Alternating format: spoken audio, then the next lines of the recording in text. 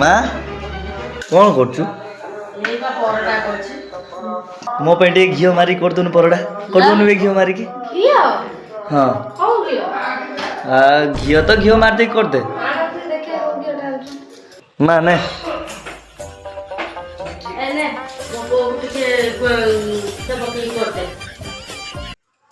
କଣ ଗୁଆ ଘିଅ ମାରିକି ପରଟା କରିବି? ହଁ ଗୁଆ ଘିଅ କିଲୋ କେତେ ଜାଣିଛ ନା? ହଁ 1200 ଟଙ୍କା କିଲୋ।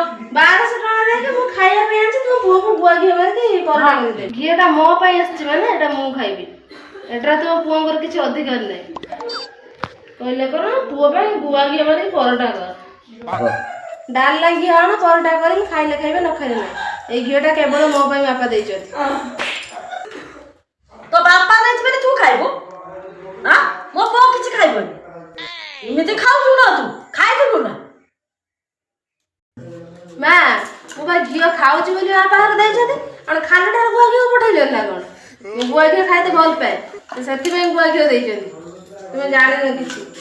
तो बापा को पचार मो पो खाइबो खाली बो खाइबो ना पचार ଖାଇଲେ ଖାଅ ସରିଗଲେ ଆଣିକି ଦବ।